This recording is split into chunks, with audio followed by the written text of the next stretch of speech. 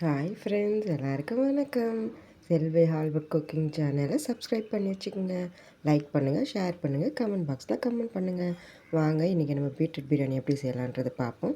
Beetroot cut பண்ணி வச்சுக்கோங்க. கொஞ்சமாக சால்ட்டை ஆட் பண்ணிவிட்டு குக்கரை போட்டு மூடிட்டு ஒரு 4 விசில் வச்சுருங்க ஃப்ரெண்ட்ஸ். வாங்க ஃப்ரெண்ட்ஸ், பிரியாணி எப்படி பண்ணலான்றது பார்ப்போம்.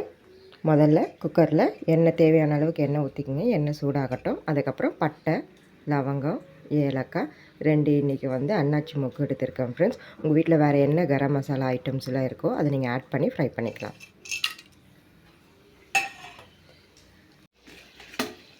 இப்போது வெங்காயத்தை ஆட் பண்ணிக்கலாம்.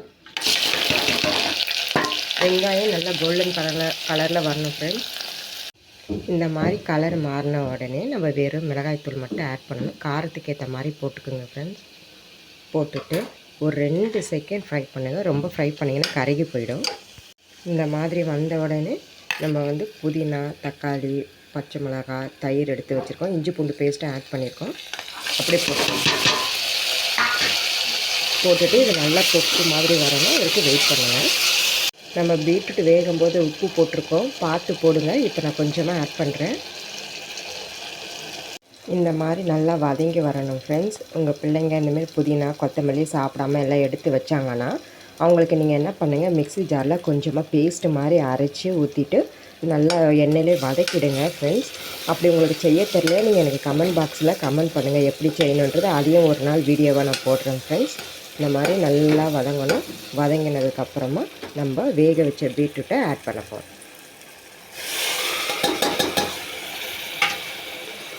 இதை இந்த எண்ணெயில் கொஞ்சம் நேரம் வேகட்டும். வெயிட் பண்ணுங்கள். இந்த மாதிரி எல்லாம் ஒன்றா வரணும் ஃப்ரெண்ட்ஸ். எண்ணெயெல்லாம் பிரிஞ்சு வரணும். அதுக்கப்புறம் நம்ம குவான்டிட்டி அளவு தண்ணி ஊற்றிக்கலாம். நான் இன்றைக்கி 1 கப்பு பாஸ்மதி அரிசிக்கு 2 கப்பு தண்ணி ஊற்றுறேன். 1 கப்பு அரிசிக்கு 2 கப்பு தண்ணி ஊற்றியாச்சு ஃப்ரெண்ட்ஸ். இது நல்லா கொதிக்கட்டும். இப்போவே நீங்கள் காரம், உப்பு, புளிப்பு எல்லாம் கரெக்டாக இருக்கான்னு செக் பண்ணிக்கோங்க. செக் பண்ணிவிட்டு இதை நல்லா கொதிக்கட்டும் ஃப்ரெண்ட்ஸ். நீங்கள் பார்த்து போடுங்க. ஏற்கனவே நீங்கள் பீட்ரூட்டில் உப்பு போட்டு தான் கொஞ்சம் வேக வச்சுருப்பீங்க. அதனால் பார்த்து போடுங்க ஃப்ரெண்ட்ஸ். இது கொதித்து வந்த உடனே நம்ம கழுவி வச்ச பாஸ்மதி அரிசியை நம்ம இதில் போடுவோம் ஃப்ரெண்ட்ஸ். நான் 1/2 அன் ஹவராக ஊற வச்சுருக்கேன் பாஸ்மதி அரிசியை. அப்படி உங்கள் வீட்டில் பாஸ்மதி அரிசி இல்லை அப்படின்னா நீங்கள் வீட்டில் இருக்க பச்சரிசியில் கூட நீங்கள் பண்ணலாம். அப்படி இல்லையா நீங்கள் நார்மல் அரிசியிலும் பண்ணலாம். நார்மல் அரிசியில் பண்ணும்போது எக்ஸ்ட்ரா 1 ஸ்பூன் இஞ்சி பூண்டு பேஸ்ட்டு நீங்கள் ஆட் பண்ணணும் ஃப்ரெண்ட்ஸ். ஓகேவா? இந்த மாதிரி நல்லா கொதி வருதா ஃப்ரெண்ட்ஸ்? வர டைமில் நம்ம அரிசியை போட்டுருவோம்.